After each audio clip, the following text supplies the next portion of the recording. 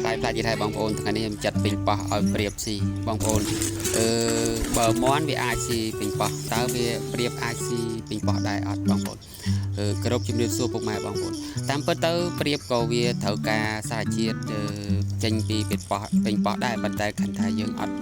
ដែលឃើញវាចាក់ពេញប៉ោះអញ្ចឹងណាប៉ុន្តែបើចាក់រុក្ខជាតិដូចជាស្លឹកទីស្មៅអីអាហ្នឹងវាចាក់ហើយថ្ងៃនេះខ្ញុំបានធ្វើវីដេអូអំពីយកពេញប៉ោះយកមកឲ្យប្រៀបស៊ីហើយតើពេញប៉ោះហ្នឹងវាជួយបានខ្លះបងប្អូនចុច like ដើម្បីគ្រប់គ្រងហើយចុច comment ដើម្បីសាកសួរអំពីរបៀបចិញ្ចឹមប្រៀបនិងចុច subscribe follow ដើម្បីបានវីដេអូថ្មីអំពីរបៀបអ្នកចិញ្ចឹមប្រៀបបងប្អូនមិញខ្ញុំយកពេជ្រប៉ោះមកពីផ្លែមកចាត់បងប្អូនបន្ទាប់មកខ្ញុំចាប់យកទឹកក្តៅមកកន្លះ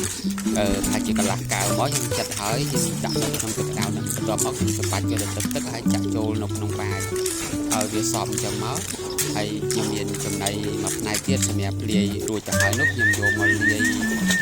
ដាក់ច្បល់ចូលគ្នាដើម្បីឲ្យប្រៀបយើងស៊ីបងប្អូនព្រោះអីពេញប៉ោះវាមានជាតិវាមានវីតាមីន C បងប្អូនវាអាចជួយឲ្យប្រៀបយើងមានសុខភាពល្អប្រៀបយើងឆាប់ពងប្រៀបយើងវាលាវខារជន់មេអញ្ចឹងបងប្អូនហើយប្រៀបយើងត្រូវការពេញប៉ោះដោយជាតិវីតាមីន C នេះដើម្បីវាថែសារសុខភាពរបស់វាជំនួយឆ្អឹងជំនួយសាច់អីចឹងបងប្អូនព្រោះបើយើងដាក់ពេញប៉ោះស្រស់ហ្នឹងគឺវាអត់ហ៊ានចាក់ទេអញ្ចឹងយើងចាប់ដើមចិត្តវាហើយចាំបាច់យកទឹកហើយដាក់លាយជាមួយចំណីមកអញ្ចឹងអាសារទៀតពេញប៉ោះហ្នឹងវាជាប់ចូលជាមួយទឹកដែលយើងច្បាច់ហ្នឹងវាទៅជាប់មួយចំណីយើងបន្ទាប់មកវាចាប់ដើមចាក់ស៊ីដល់ពេលវាចាក់ស៊ីទៅបងប្អូនហើយប្រៀបយើងវាមានសុខភាពល្អហើយបាយអីហ្នឹងបើដាក់ស្រស់គឺវាអត់ទៅចាក់ទេព្រោះអីវាអត់មានជាតិអីវាសៅស៊ីប៉ុន្តែអាសម្រាប់បាយលាយមួយកន្ទក់ឬមួយក៏ដាក់ទឹកជាមួយទឹកពេញប៉ោះទឹកជាមួយអីហ្នឹងបងប្អូនហើយស៊ីឲ្យឡើងតិចគ្មានសល់វាចាក់ទៅវាឆ្ងាញ់វាណានៅក្នុងការចិញ្ចឹមប្រៀបបងប្អូនយើងត្រូវតែចេះផ្សំចំណីអាហារដែលឲ្យប្រៀបយើងមានសុខភាពល្អព្រោះអីបើចំណីសម្រាប់អានឹងយើងមិនអាចនិយាយទេដោយសារអីអាចចំណីសម្រាប់នេះគឺគេផ្សំសារជាតិគ្រប់មុខមានវីតាមីនមានប្រូតេអ៊ីនមានអីចូលទៅក្នុងនឹងរួចហើយប៉ុន្តែសម្រាប់ដែលយើងមិនទៅទិញចំណីសាមកយើងចង់ផ្សំនោះគឺចំណីប្រៀបហ្នឹងវាមានតែពោតហើយមានសណ្តែកមានស្រូវមានកមានកន្ទក់អីចឹងទៅក៏វាស៊ីដែរបាយហ្នឹងឃើញទេខ្ញុំដាក់ទៅក៏វាស៊ីដែរអញ្ចឹងហើយគ្រាន់តែយើងត្រូវបន្ថែមវីតាមីនអីនៅក្នុងទឹកឲ្យវាផឹកមកមួយអាទិត្យម្ដងហើយសម្អាតត្រង់មកគឺចិញ្ចឹមប្រៀបហើយ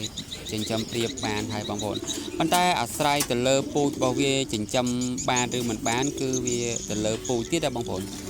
ពូជខ្លះវាកូនឈាវកូនយឺតណាហើយពូជខ្លះទៀតវាកូនញឹកកូនលឿនចឹងទៅហើយការថែរក្សាកូនរបស់វានឹងក៏វាខុសគ្នាដែរខ្លះទៅក៏ចេះថែរក្សាកូនបានទាំងគូហើយចុកចំណីចុកអីនឹងក៏បានល្អទៅប៉ុន្តែខ្លះទៅក៏វាអត់ចេះថែអីដែរណាបងប្អូនអញ្ចឹងអ្វីដែលយើងត្រូវធ្វើនោះបើសិនណាយើងចង់ចិញ្ចឹមប្រៀបគឺយើងត្រូវជ្រើសរើសពូជណាដែលកូនញឹកបងប្អូនហើយ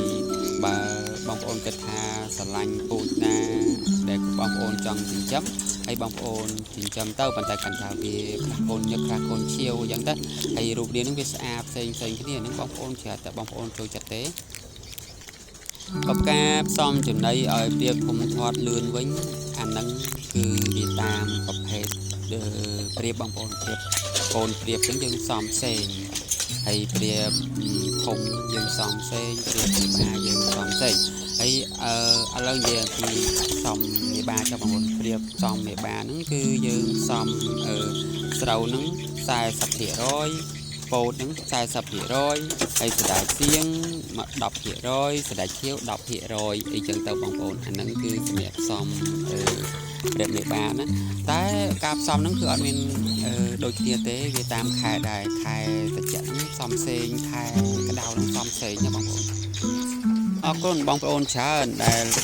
ជួយទស្សនាតាំងពីដើមដល់ចប់សូមឲ្យបងប្អូនមានសុខភាពល្អនិងសំណាងល្អបងប្អូន